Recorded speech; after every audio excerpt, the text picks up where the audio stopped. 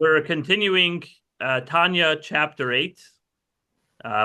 We're talking about the topics of how there could be a stain on the soul, even from doing permissible things, but it still needs a little dust off after 120. So there's going through the full washing machine with bleach and detergent and all of those wonderful things that, of course, wear out the clothing, as we know in the physical world. But even for the neshama, to go through all sorts of treatments and cleansing processes is quite torturous for the neshama. However, there is still the concept of kafakela, which is kind of like, when you have to dust off a piece of clothing, it's not as seeped into the garment, but still needs a little shake off. So that's called chibut hakever, banging on the grave. There's another type of purification called kafakela, which is like kind of taking a ball and a spoon and passing it back and forth. Um, but uh, all of that can even be for something as what seems to be so inevitable, which is not studying Torah at every free moment. As we know, we have an obligation, V'agisa b'yomam v'layla, you shall toil in it day and night. And that means literally every free moment you have. If you're not eating or you're not in the bathroom, you're not working to make a living, you have some free time. Don't turn on the television and watch the latest news, but rather open a book and learn some Torah. That's the Jewish imperative. And granted, it's a very hard one, and it's very difficult to keep a clean record, so to speak, in that front. But we have what to aspire to. But today, we're going to talk about what happens when you take that beautiful brain that God gave you, and instead of using it to study Torah, you study wisdom of the nations, as he calls it. And what happens to the soul when you do that. So again, if you want to follow along, it's the link is jewisharcadia.com/7887. I just posted that in the chat for those who'd like to follow there. And let me just tell you in a moment where exactly on the page we're holding.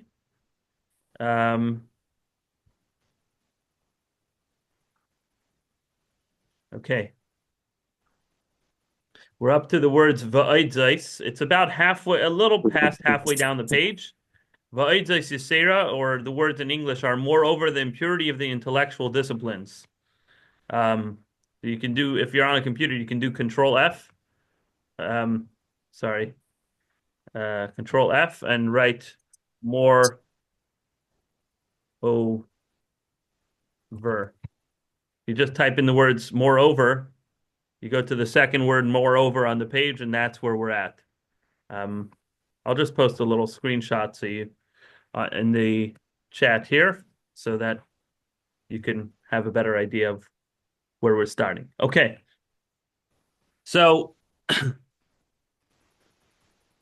when a person studies other wisdoms, worldly wisdoms, or a wisdom of the nations, Chachma Sa'umais, as it's called in Hebrew, there's a certain blemish caused to the soul, and that's what we're going to discuss. I should mention that there's a few places in Tanya where the Alter Rebbe had to censor his words, meaning the Tsarist regime didn't allow certain rhetoric to be spoken or printed, and things like denigrating the Tsarist regime, or even implying that there's anything above the Tsar, would be catastrophic to the writer. And so when the Alter Rebbe is, of course, putting Torah and service of God on a pedestal and saying that everything else goes beneath that, that could be problematic. So instead of writing that all wisdom of the nations is, a step below Torah, he wrote the nations which worship idols.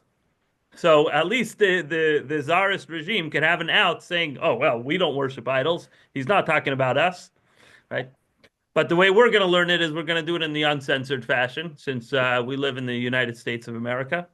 Now, what YouTube decides to do is up to them, but at least here, um, we can study in the uncensored version. So, um, yeah. So in the text that you have online, it's the uncensored version. So v'aydais, and furthermore, yisera tumasa chachmasa umais al tumas dvarim betelim. There is deeper impurity with the wisdom of the nations over impurity caused by idle talk. Um, so, in other words, we were talking about in the past lessons how when a person talks about the weather or talks about the fires or talks about where they went on vacation, again, nothing negative, nothing disparaging against anybody, but just nothing holy per se. There's a certain impurity that's attached to that wasteful words.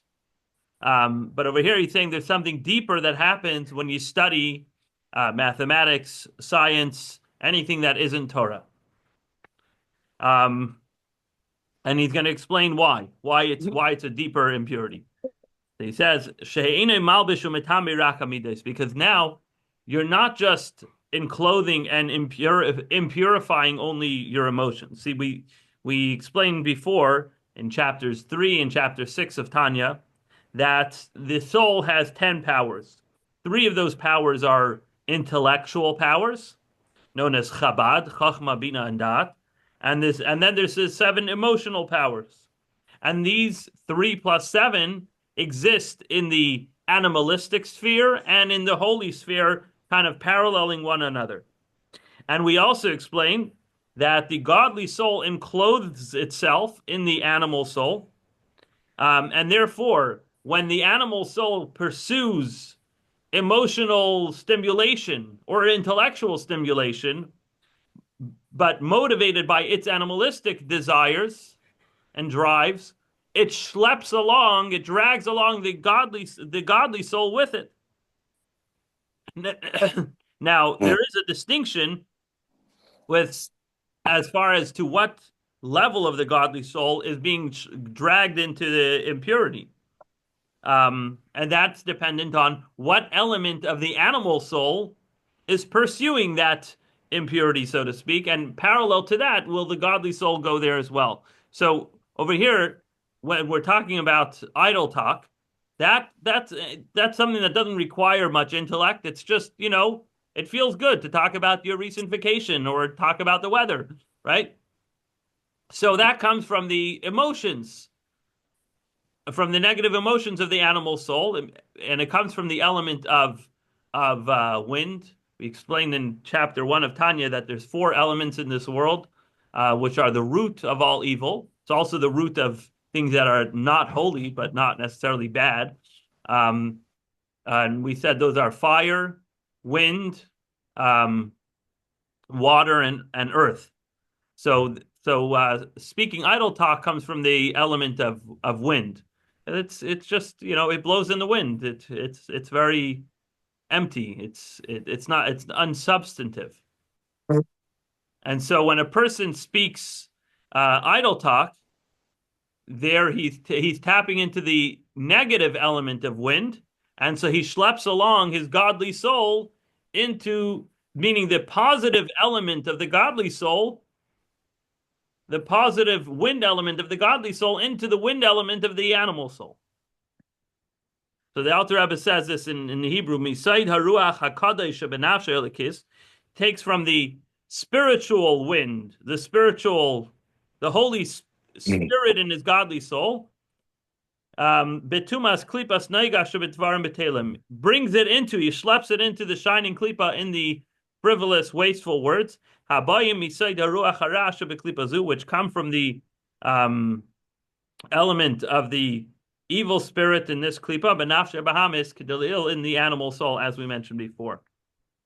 So what happens is when the godly soul is contaminated, it's defiled, it's schlepped into this side of the when the godly soul is schlepped into the side of the animal soul, it causes a stuffed heart.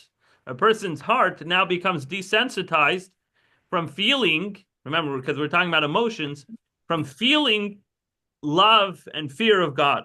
In other words, you can sit and learn the deepest Hasidic philosophical ideas, but somehow it doesn't change you. It doesn't excite you. It doesn't motivate you. Why? Because your heart has an injury. It's been injured by the emotions and the excitement of the animal soul. And so therefore the heart is not being aroused and excited by godly things anymore. Or at least not as much, depending on how severe the injury is, right? But when a person does that and a person engages in frivolous, pointless talk, which feeds the animal soul and therefore schleps in the godly soul, it only affects the emotions of the godly soul. However, it doesn't contaminate, it doesn't affect the intellect of the soul, because it's words of silliness and emptiness. Because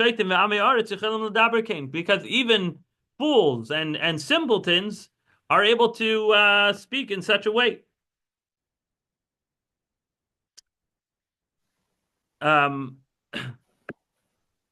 So the intellectual powers of the animal soul don't get enclosed into these frivolous discussions. Sorry, 1 second. I'm just trying to change. There we go. They don't get involved in these frivolous discussions because it really doesn't require much brain work. So the brain of the godly soul, the intellectual powers of the godly soul, I think intellectual powers is a more accurate term. Brain refers to an actual physical matter.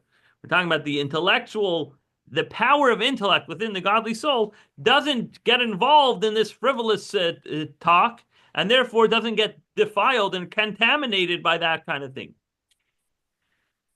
But that's when, it's just, feel good conversations that don't have much point to them.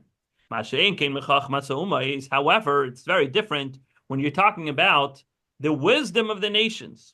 In that case, you're in clothing and therefore defiling the intellectual faculties of your godly soul. In the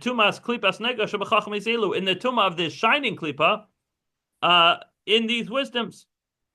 So when you're studying a deep concept in mathematics, in science, and whatever it might be, you're putting in your mind, the powers of your intellect.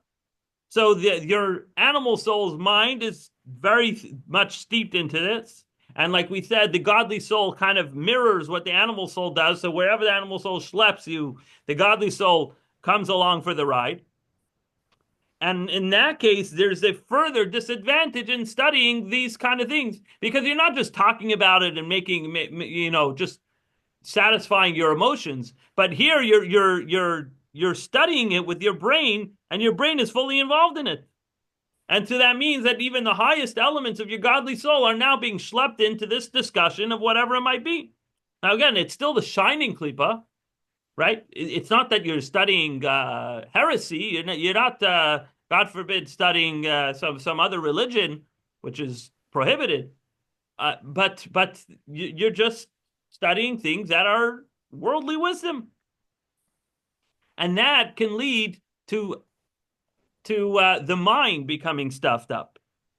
And that means practically that when you try to study divine concepts, you try to study Torah, you try to study Jewish philosophy, it just doesn't click. It doesn't stick in your mind. And we see this in reality, that somebody who is very steeped into studying all sorts of other things, his mind and his heart is not open to absorb godly things, not in Torah study, not in ability to meditate in prayer, or anything godly for that matter. That person will struggle severely in these realms. Why? Because their brain is so contaminated and so stuffed up with other ideas.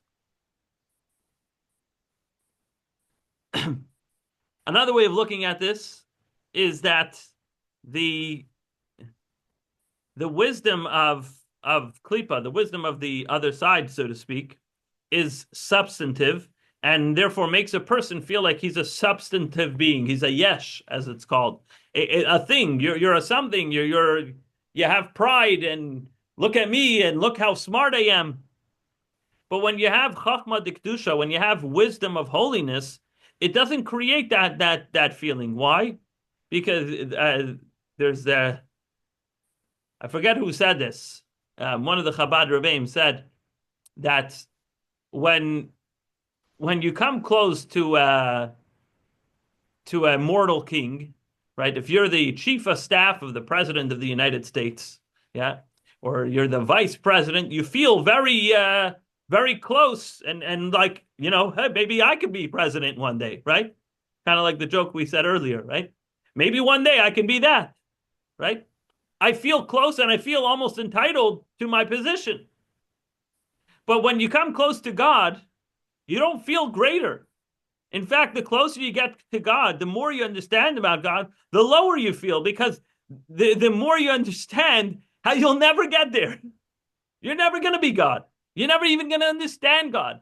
But even if you study and you perceive a glimpse, a ray of something of godliness, all that tells you is that God is so great and you're so not God. God, I mean, of course, we have a piece of God inside of us, but we're not there. It's not even fathomable to ever be on that level.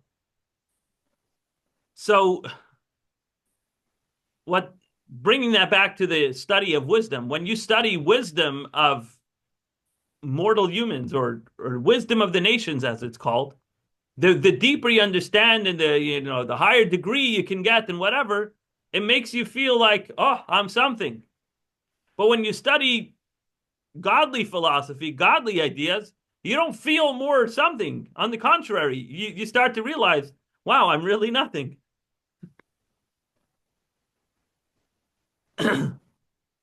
Now, a person might ask himself, whoa, why are we coming down so hard on studying secular subjects? At the end of the day, at least you're using your brain for something, right? There's actual, measurable worth in studying mathematics and science, and we're not talking about heresy. It's just, these are valuable subjects. So the Alter Rebbe says, "Shenaflu shama b'shvir sakelim." These klipas, the energy behind these ideas fell there in the shattering of the vessels. What's the shattering of the vessels? So the Arizal, Kabbalist from the 15th century, he writes that in order for godliness to allow for something physical, there had to be a shattering of the vessels. Why? Because holiness and klipa is so distinct from one another that holiness can never lead to klipa. If you go down 100 flights of stairs from holiness, you're not going to suddenly reach klipa. And even if you went down 1,000 stairs or 1,000,000 stairs, as far as you're going to go, it's still a measurable distance from holiness, and klipa will never be on that level. And in order for klipa to ever exist, God had to bring himself down, not just 10 staircases and 100 staircases, 1,000 staircases, but there had to be a falling down moment. In other words, if you climb downstairs from even a 100-story building, your legs might be sore, they might be aching, but your legs will still be functional, right? But if you jump off a 100-story building or whatever, you jump off a plane without a parachute, what's going to happen? You're going to break your bones, right? So there's a shattering that happens when you fall from somewhere as opposed to going down the staircase. So the fact that klipa even exists in the first place could have never come about through a staircase method, through a chain reaction method, but rather it had to be a shattering of the vessel, so to speak. That's the imagery that's used in Kabbalah. So this falling is called the shattering of the vessels. So when we're talking about the wisdom of the nations, of course, everything in this world comes from holiness. Nothing would exist without God. So of course, everything comes from God. However, the distance between the wisdom of holiness to the wisdom of secular studies of the nations of the world could have only come about through this shattering of the vessels. And where did it come from? Even in its origin, before it fell, it doesn't come from the prime cut of holiness, so to speak, but it came from the hind part of holiness, from the rear side of the wisdom of holiness. So it's not just how they fell, but where they fell from. They fell from the lowest level of holiness. As it's known to those who study the secrets of the Torah. Now the Alter Rebbe will continue to say that everything that we said until now about studying secular subjects, that's generally speaking. If you're going to say, I have a few hours, what should I study? The thought to even say, let me study some, wisdom that's out there, it's preposterous to even consider that over the study of Torah. That's generally speaking. However, there are certain exceptions to that rule, in which case it's permissible to study secular subjects. And here's the condition. Elohim Cain, unless he makes them into a shovel to dig with them. He's saying that as a metaphor. What does that mean? In order to sustain himself amply, in order to serve Hashem. So what we're saying is that these ideas, wisdom of the nations, as he calls it, it's not they're not things that are permanently banned from ever entering into the realms of holiness. But really the primary issue with studying these is that you're choosing to study that over studying Torah. But in and of itself, is there anything that disqualifies that from connecting to Torah, from helping your Torah? No. So it's kind of like we said in earlier classes, it's kind of like eating kosher food in a lustful way. Of course, eating non-kosher food is never helpful.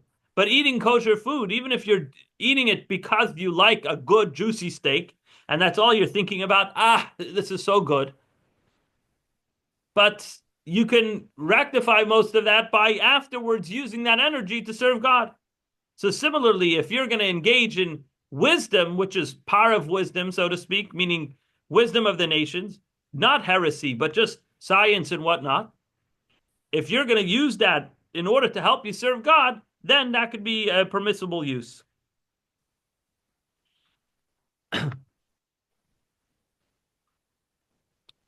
And I'll say even furthermore, sometimes choosing to study wisdom of the nations, choosing to study secular subjects could be the better catalyst to help you serve God in a way that you wouldn't be able to otherwise. The yeshivas don't pay their rabbis and professors as well as Harvard does, right? So if you can make a Harvard level salary, and that can help you in serving God, buying nicer tefillin, buying nicer mezuzahs, having the highest quality of kosher meat in your own life, of course, giving a lot of charity, right? So that's no different. Pursuing such a career, pursuing such studies is no different than saying, I'm going to eat a very healthy but also tasty piece of meat in order that I should be healthier to serve God better. So the study of secular subjects in and of itself is a shining klippa. It's not holy, and it could even cause a stoppage in the brain, so to speak, from accessing and appreciating divine ideas. However, you could still use it in order to help you serve God better. Now, another permissible use for studying secular subjects would be or you know how to utilize that knowledge to serve God or to study His Torah. And this is actually an even higher level. In other words, you know how to use the wisdom itself to serve God. Like, for example, you study nature in order to appreciate God's wonders in this world. And that creates that creates a deeper sense of love and appreciation and awe of God's greatness. Or, for example, a person will study mathematics in order to be able to better understand the laws of Kiddush HaChodesh. Maimonides has a whole series of, I think it's 18, 20, somewhere around there, approximately 20 chapters, give or take, on the system of how the Jewish court would calculate when the new moon would appear in the sky. And he goes into a whole discussion of how long it takes the moon to go around the earth and how there's different days and seasons and all sorts of mathematical subject matter, all in order to what? In order to help the Beis Din, the court, determine when the new moon is supposed to appear each month. Which, by the way, tonight is Rosh Chodesh Sivan. Right? So back in temple times, when they didn't have a calendar, the way it will work was tonight, on Tuesday night, you stand out on your porch and you look up at the sky and you say, hey, is there a moon? Is there not a moon? Maybe that's a cloud. Maybe it's just a reflection I'm seeing. And based on whatever you see, you come to the court. And the court, knowing all the calculations, knowing all that astronomy, will then be able to ask you questions and cross-examine you to see if you're saying the truth in the positioning and the size and the angle of the moon that you allegedly saw. So that's utilizing mathematics in order to serve God.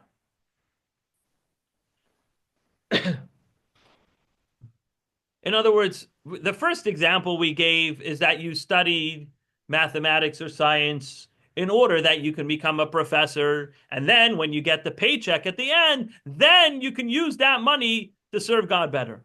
Over here, we're saying, furthermore, even in the study itself, it directly assists in your service of God. And that's more akin to, going back to the food example, that's more akin to like if you're eating food on Shabbos, that the eating itself is the mitzvah of enjoying Shabbos. Or eating, like when a Kohen eats from a sacrifice in the Beis Hamikdash, it's a mitzvah to eat those pieces of the sacrifice. So in the act of eating, they're doing a mitzvah, not later. So here, in the act of study, you're doing a mitzvah, you're serving God. But the Alter Rebbe cautions, he doesn't say anyone could do this. He says that's only applicable to someone who knows how to do this. Only such a person is able to study the wisdom of the nations in order to serve God in a permanent and regular manner, like that they can go into this industry, so to speak. So in order to utilize that to serve God. But most people need to spend their time primarily in studying Torah and matters that increase their fear of God and learning more Tanya, learning more Chassidus.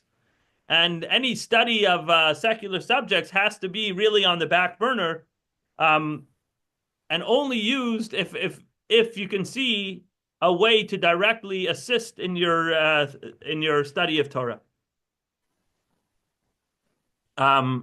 The reason why we're so cautious about this is because even though studying these ideas can bring advantage to your appreciation of Torah words, and a person might convince himself falsely, like, oh, I'm going to utilize these ideas to really make me a better Jew. It's going to really make me appreciate whatever it might be. The fact of the matter is, human nature is that when you start studying a subject, you get sucked into it, and you start enjoying it. You start getting an appreciation for it, and suddenly you can't rip yourself away from it. You're just enjoying the subject matter for what it is, totally divorced from any godly pursuit that might have been desired. And so once you end up there, certainly you're schlepping in your neshama, you're schlepping in the intellectual faculties of your godly soul into that, animalistic pursuit of whatever subject it might be. So only somebody who already is a refined person and has trained their mind and their body to work in sync with godliness, and everything that they do, every step of their life is all completely devoted and dedicated to serving God, is on the level that they're able to venture out into this world to study these ideas and immediately utilize it to serve God better. So the Alter Rebbe is implying that not everybody knows how to do this. And he concludes with V'zehu taimai shel Rambam v'Ramban zichronim levracha v'siyatan she'asku b'hen. And there were certain great Jews like the Rambam, Maimonides, and Ramban, and Nachmanides, which were on such a high level that they were able to use these ideas to serve God better. And that's the only reason why they pursued these ideas, was in order to elevate them to Kedusha, to holiness. And as I said earlier, the fact of the matter is that that the Rambam, Maimonides, actually wrote a whole thorough mathematical work on the laws of Kiddush HaChodesh, on the laws of sanctification of the moon, and that was only possible by his deep appreciation and understanding of these astronomical figures. So, in short, the external wisdoms of the world, they cause a stain on the soul even greater than that of just idle talk, because idle talk just has an effect on the emotions of the godly soul, and it doesn't affect the intellect of the godly soul. But when you get involved in secular studies, even the Chabad, the mind of the godly soul, gets affected too. However, a person who knows how to utilize these ideas in order to serve God, whether it's to make a better living and therefore serve God better, which, by the way, a side note, it's a good thing for Jews to be rich. It's a good thing because you can do very good things with money. It used to be that the quintessential Jew is the poor, schleppy Tevye who doesn't have any money. No, that's not true. Having money is a good thing. It's a religious imperative. Anyways, obviously not everybody is fortunate enough and blessed to do that. But if you can, and yes, even if it means studying secular studies and science and whatever, and you can make a lot of money doing that, Gesundheit, do that. But know that you're doing that in order to serve God. Don't lose focus of that. And certainly to try to utilize the study itself in a godly way, that's something that's much more difficult. Leave that to the professionals, as they say, like the Rambam and the Ramban. But at the very least, if we're going to study these things, we should make sure that it directly helps and assists in our service of God, and not chas v'shalom the opposite. That's the end for today's Tanya, and also the conclusion of chapter 8, Perek Ches of Tanya.